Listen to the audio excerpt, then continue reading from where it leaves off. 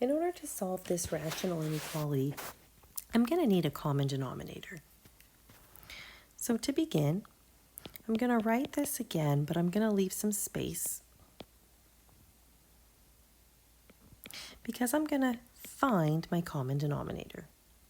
Now, it's pretty clear to see that we've got one denominator is x plus 4, one is x plus 2, so that common denominator is going to be the product of those two. So it's going to be given as x plus 4 times x plus 2. So the way that we handle this is we see that I already have an x plus 4 on the left. What I need is an x plus 2.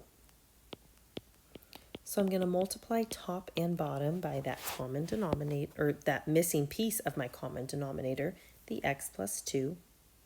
But here on the right, we need an x plus 4. So let's go ahead and clean this up.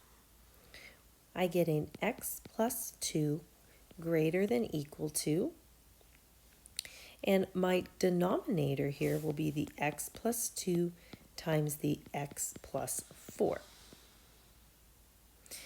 Now on the right, I'm going to get x plus 4 in the numerator, and on the bottom I'll have that x plus 4, x plus 2 common denominator.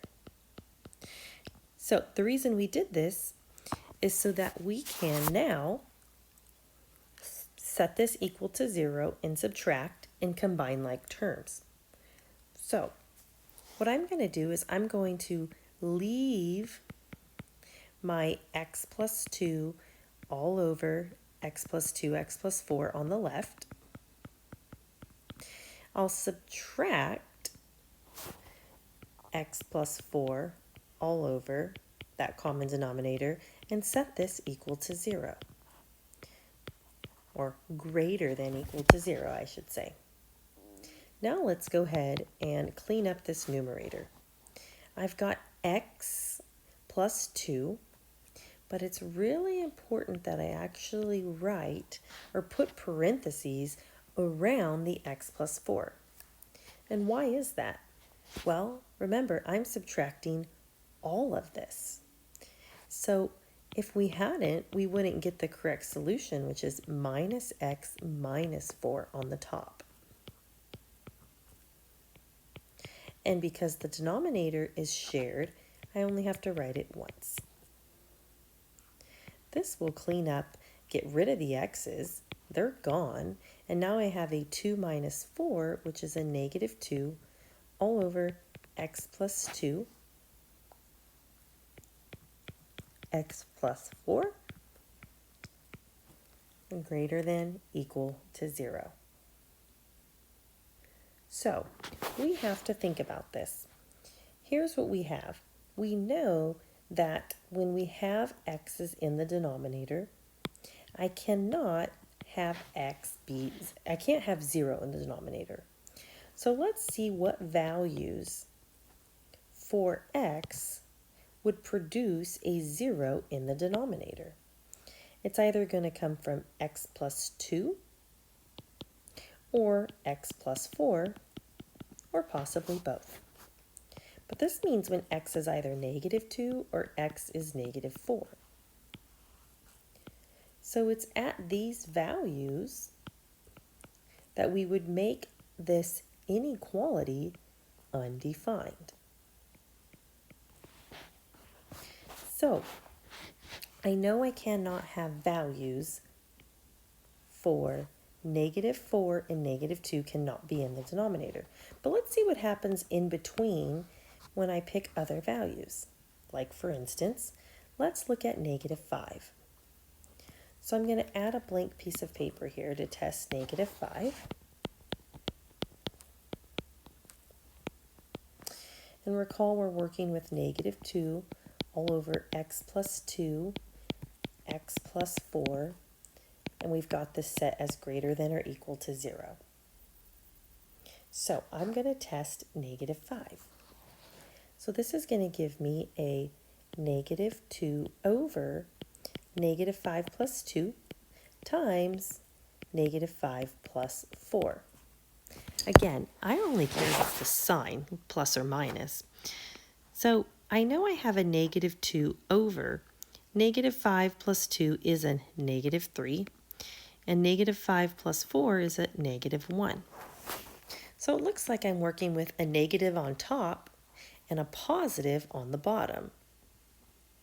Overall, I have a negative number. This will produce negative, so I'm going to come over here to my test interval and put a negative. Now let's see what happens between negative 4 and negative 2. Let's test 3. When I test 3, I have negative 3 plus 2 and negative 3 plus 4. And I'm checking to see if this will be positive, greater than or equal to, or 0. So we get a negative 2 over negative 3 plus 2 is still negative 1, but negative 3 plus 4 is a positive 1. So negative 2 all over a negative 1 gives me a positive 2, so I have positive here. Now, let's see what happens when I test for anything to the right of negative 2, like, how about negative 1? So I test negative 1. We're going to get a negative 1 plus 2 and a negative 1 plus 4. This will give me a negative 2 over. Negative 1 plus 2 is positive. Negative 1 plus 4 is positive. But this will still result in a negative 2/3. So here's what we have. On this test interval, when we test these values, we chose numbers that lied in between where our function became undefined.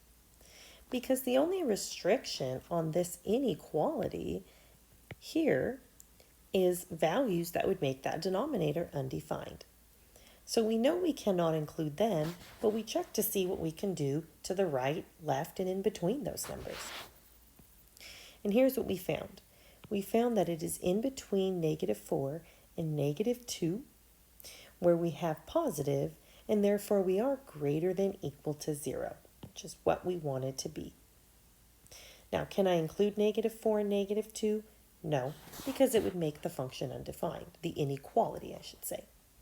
So, for our solution, we have from negative 4 to negative 2, with parentheses around. It is values in here that will make my inequality greater than or equal to 0, which means it would prove true, this inequality here true, in that interval.